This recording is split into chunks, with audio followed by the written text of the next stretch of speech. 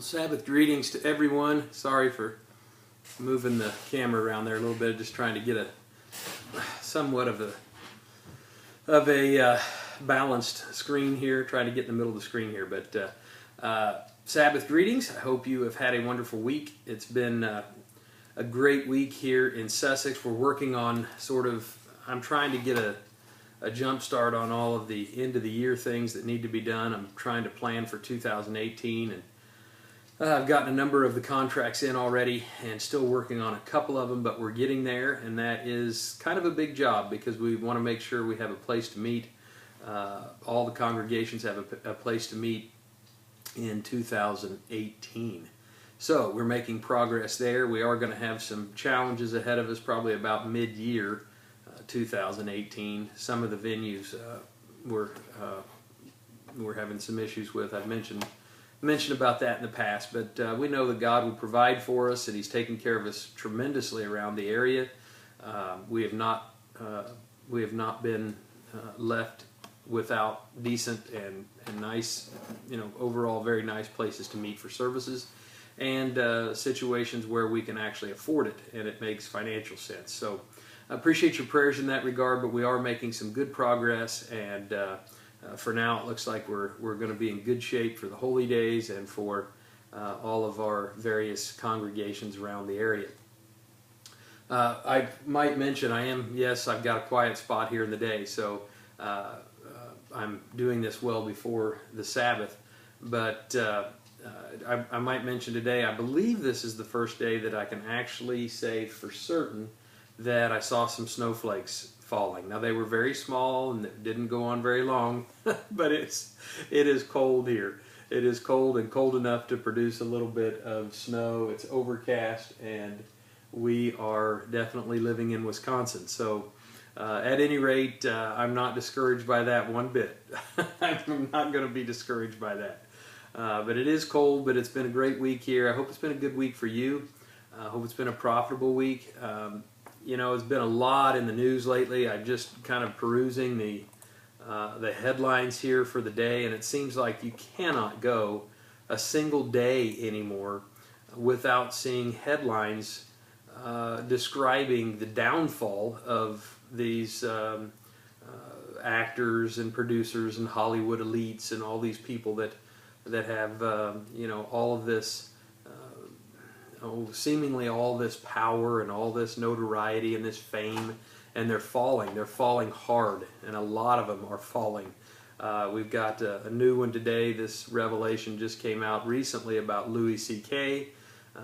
He's a pretty well-known comedian. I don't think he's one that any of us would necessarily listen to. I think he's very crass, and I've never heard him, as far as stand-up comedy or anything like that, but very well known, and his reach has been into a lot of other, sitcoms and movies and things of that nature. So I've been in the business for a long, long time, and yet, I won't even go into some of the things he's been accused of, and just today has actually come out to say, yes, it's all true.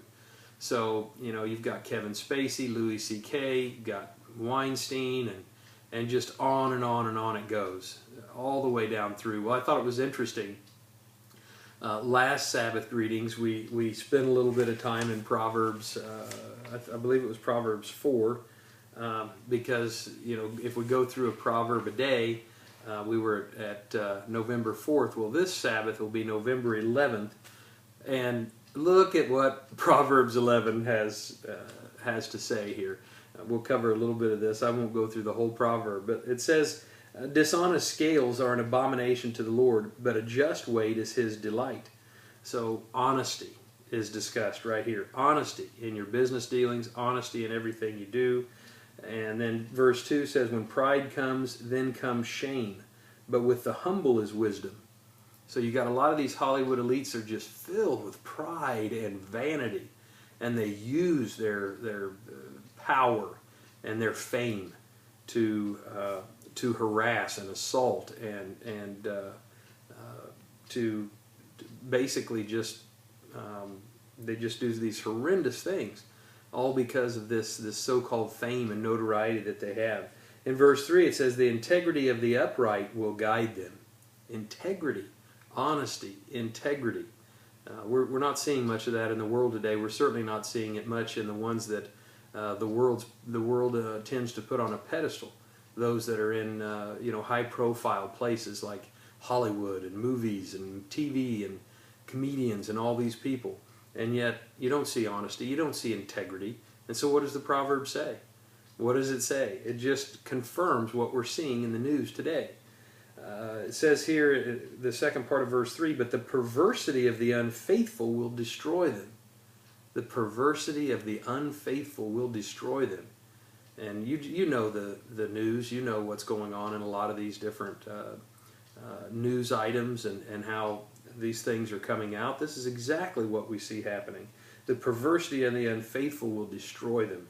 Riches do not profit in the day of wrath, but righteousness delivers from death. So we tend to think of those Hollywood elites and those that are in that business. They're very wealthy. They have a lot of wealth, but that wealth is not going to do them any good. Well, in times like this, their wealth may be able to buy them attorneys and all this sort of thing, but in the end, all of this fame and this notoriety and that's caused this severe pride and vanity to the point where they take advantage of people and they do these horrendous things. It's not going to uphold them. It's not going to do them any good at all as we see the end approaching. But righteousness delivers from death. The righteousness of the blameless will direct his way aright, but the wicked will fall by his own wickedness. I mean, these people are getting caught. And many, many times you see them on TV or you hear their sob stories. They're not repentant in most cases. They're just sorry they got caught because they're perverse, they're vain, they're filled with pride and vanity. In verse 6, the righteousness of the upright will deliver them, but the unfaithful will be caught by their lust. The unfaithful will be caught by their lust. And boy, we're seeing a lot of that playing out. Oh, how true this all is. It's going to catch up with all these perverts and these things that are going on in this way. When a wicked man, verse 7, when a wicked man dies, his expectation will perish, and the hope of the unjust perishes. The righteous is delivered from trouble, and it comes to the wicked instead. The hypocrite with his mouth destroys his neighbor, but through knowledge the righteous will be delivered. When it goes well with the righteous, the city rejoices, and when the wicked perish, there's jubilation. And by the blessing of the upright, the city is exalted, but it's overthrown by the mouth of the wicked.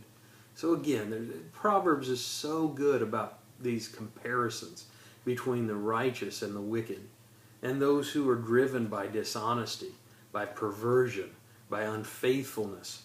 All of those things we see rampant in today's society. It is not going to deliver them in the day of trouble. And it's by their own perversity and by these things that they're going to fall. And we're seeing that play out in the news, and I doubt if we're even getting started. A lot more of that stuff is going to come out. A lot more of it's going to come out. And I won't, you can go on and finish Proverbs 11. I'm not going to try to read through all of it. I try not to make these videos too awfully long, just enough to get us thinking about the days and the times in which we live and how blessed we are to understand the truth so that we can be upright, an upright heart, so that we're not driven by those same things we see that's destroying the world, unfaithfulness, dishonesty, perversion. All of those things are destroying this world, and that's why we're getting closer and closer to the end of the age. And those things are being brought to light. And I think in one way we can see that as being an encouragement to us, because the Scriptures are true. The Scriptures are absolutely 100% accurate.